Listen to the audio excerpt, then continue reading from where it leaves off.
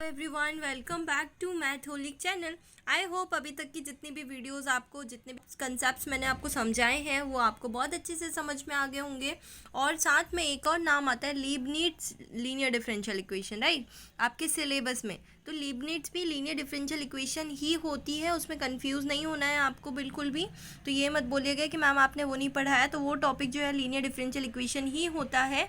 आप लोगों को बर्नौली तक काफ़ी अच्छे से समझ में आ गया होगा, तो बर्नौली ही लीनियर डिफरेंशियल इक्वेशन का सबसे जो क्या है एडवांस्ड फॉर्म है। अब हम पढ़ेंगे एक नया form which is known as exact differential equation या exact differential form.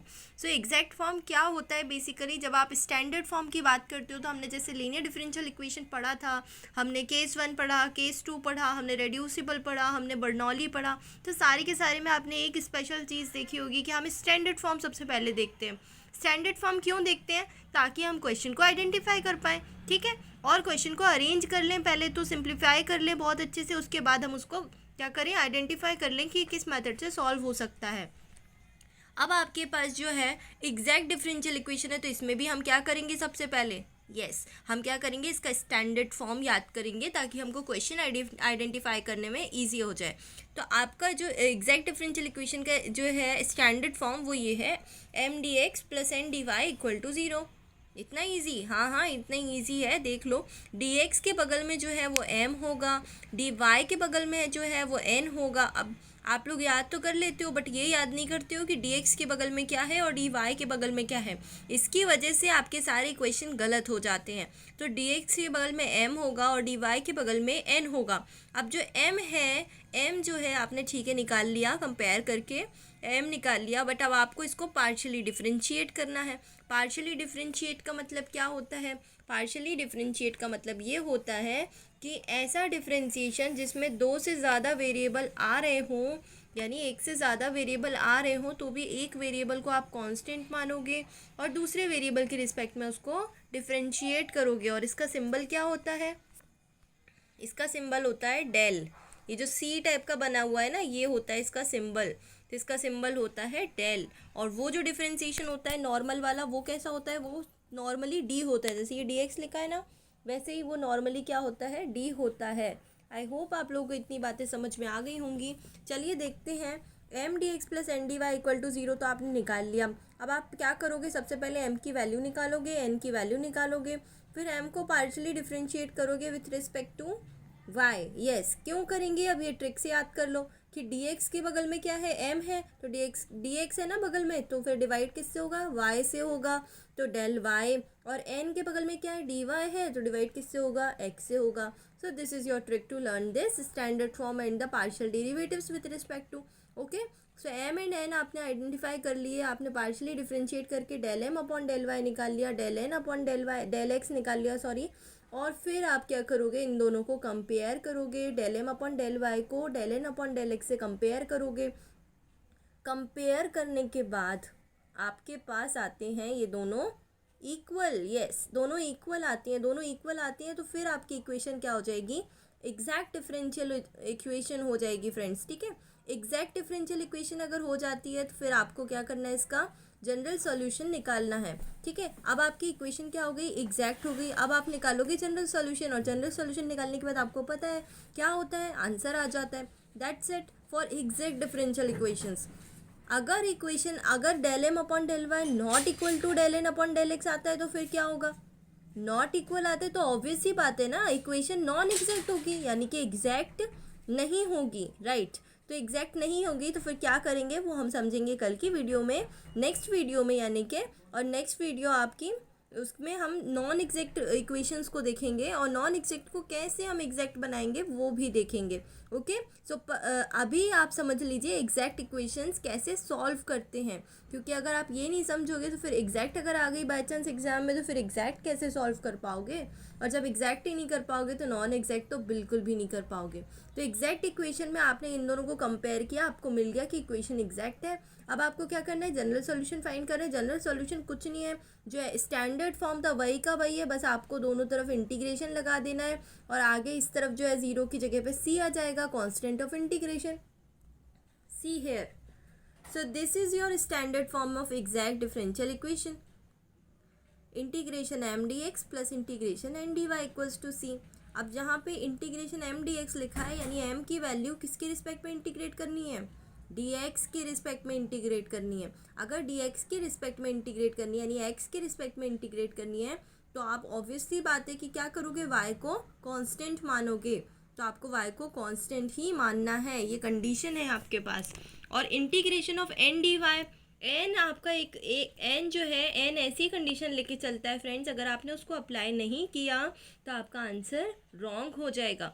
In an में जो है ऐसे वेरिएबल्स होने चाहिए जो एक्स से फ्री हों, यानी एक्स उसमें नहीं होना चाहिए। वाई के आप वेरिएबल ले सकते हो, आप कांस्टेंट ले सकते हो, बट एक्स के वेरिएबल नहीं ले सकते, इसलिए लिखा हुआ है N free from X. I hope आपको समझ में आ गया होगा। चलिए करते हैं इक्वेशन ताकि आपको बहुत अच्छे से एग्जैक्ट डिफरेंशियल इक्वेशंस समझ में आ जाए। Okay, so let's see this question. अब सबसे पहले आप इस क्वेश्चन को देखो और बताओ मुझे कि आपको बन रहा है कि नहीं बन रहा। यस, अभी तो नहीं बन रहा होगा, समझ में ही नहीं आ रहा होगा। अगर इसको सॉल्व करने लगे ना तो आप बोलोगे वाओ मैम कितना इजी था ये क्वेश्चन। तो so the question is D Y upon D x plus Y cos x plus sine Y plus Y upon sine X plus X cos Y plus X equal to 0। Linear differential equation बनाने की हिम्मत कर सकते हो क्या, बड़ा complex हो जाएगा राइट। तो हम इसको क्या करते हैं, वेरिएबल सेपरेशन भी नहीं कर सकते, वेरिएबल सेपरेशन भी नहीं बन पाएगा ये, क्योंकि एक्स और वाई मिक्स है ना। और होमोजीनियस लगाओगे तो भी बहुत लंबा सा हो जाएगा, और साइन और कॉस के अंदर एंगल में आ जाएगा वी एक्स, तो फिर वो भी नहीं कर पाओगे आप, है ना। तो फिर आप इसको क्या कर लो, एग्जैक्ट ही बना लो। सो एग्जैक्ट इक्वेशन बनाने के लिए आपको पहले इस तरफ सारे ट्रांसफ़र करने पड़ेंगे। ये देखो हमने सेकंड स्टेप में ट्रांसफ़र कर दिए सारे के सारे। पॉजिटिव साइन था, इधर आके क्या हो गया, नेगेटिव साइन हो गया, Y cos x plus sine Y plus Y divided by जो भी पूरा था पूरा का पूरा नेगेटिव साइन के साथ वहाँ चला गया। अब क्या किया आपने, नीचे वाले को डी वाई के बगल में भेज दिया। ये देखो ये जो था sine X plus X cos Y plus X, इसको आपने कहाँ भेज दिया, डी वाई क्रॉस मल्टीप्लाई कर दिया। बेसिकली ये कह सकती हूँ मैं कि क्रॉस मल्टीप्लाई आपने कर दिया, तो डी वाई यहाँ आ गया, ये डी एक्स यहाँ पहुँच गया। अब आपको पता है कि जो स्टैंडर्ड फॉर्म होता है एग्जैक्ट का वो M D x plus N D Y होता है। तो आप इसको इधर ले आओ, नेगेटिव वाली टर्म को इधर ले आओ, पॉजिटिव हो जाएगी, और इसको पहले रख देना क्योंकि हमें एम डी एक्स पहले चाहिए होता है, फिर एन डी वाई चाहिए होता है राइट।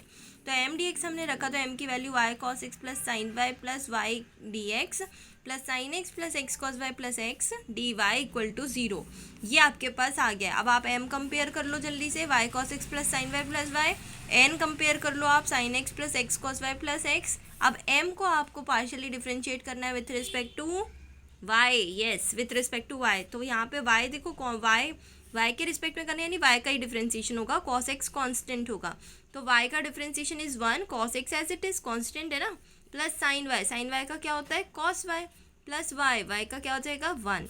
अब एन को हम करेंगे with respect to X, yes ये याद रखना है आपको बहुत अच्छे से ताकि आप कंफ्यूज ना हो। साइन एक्स का डिफ्रेंशिएशन क्या होता है, cos x plus X cos Y क्या होगा कांस्टेंट, क्योंकि यहाँ पे एक्स के रिस्पेक्ट में कर रहे हो आप, और एक्स का क्या हो जाएगा 1, तो ये हो जाएगा कॉस वाई प्लस एक्स का क्या हो गया 1, तो आपके पास आ गया 1 plus cos x plus cos Y, और यहाँ पे भी क्या आ गया 1 plus cos x plus cos Y. तो दोनों की दोनों वैल्यूज़ क्या हो गई आपके पास, दोनों की दोनों वैल्यूज़ इक्वल आ गई, del M upon del Y equals to del N upon del X. Therefore you can say that your equation is exact differential equation. Now what we do if we get the exact differential equation, we will find out the general solution of the equation.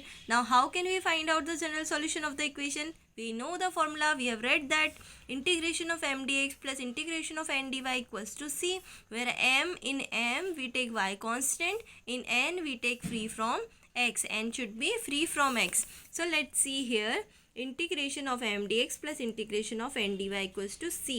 Integration of M की पूरी value रख दो, ये पूरी value यहाँ से उठा के रख दो एम की, y cos x plus sine Y plus Y D x plus integration of N which is free from x. N कहाँ है आपके पास, साइन एक्स, एक्स एस में इसको 0 मान लो, एक्स एस में इसको 0 मान लो, एक्स एस में इसको 0 मान लो, जिसमें एक्स है सब, अब तीनों में ही एक्स है तो तीनों को ही 0 मान लो, यानी इंटीग्रेशन है ऑफ एन जो है वो पूरा का पूरा 0 हो जाएगा। देखो मैंने इसको पूरे को यहाँ पे 0 कंसिडर, आपको इसको लिखने की भी ज़रूरत नहीं है, बट आप क्या करना, कर्ली ब्रैकेट में रीज़न ज़रूर लिख देना एग्जाम के टाइम पे कि क्यों आपने इसको 0 माना है। ओके, इक्वल टू में सी है आपके पास। अब यहाँ पे आपको क्या करना है, इंटीग्रेशन करना है with respect to x.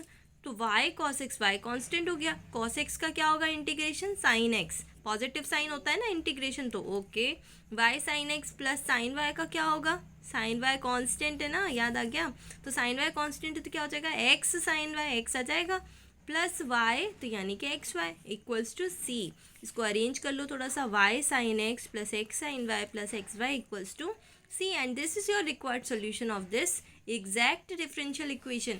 I hope आज की वीडियो में आपको एग्जैक्ट डिफरेंशियल इक्वेशन क्लियर हो गया होगा। नॉन एग्जैक्ट हम नेक्स्ट वीडियो में पढ़ेंगे, वरना आपका दिमाग जो है बहुत ज़्यादा कॉम्प्लेक्स हो जाएगा सारी चीज़ों के साथ। तो एग्जैक्ट आज अच्छे से पढ़ लो, एग्जैक्ट का कंसेप्ट आज बहुत अच्छे से क्लियर कर लो, काफ़ी सारे क्वेश्चन सॉल्व करो एग्जैक्ट के, और कहीं डाउट आते हैं तो कमेंट सेक्शन में बताइएगा, और नॉन एग्जैक्ट के लिए बिल्कुल रेडी रहिएगा। Share this video to your friends and please like share subscribe to this channel. Thank you for watching this video.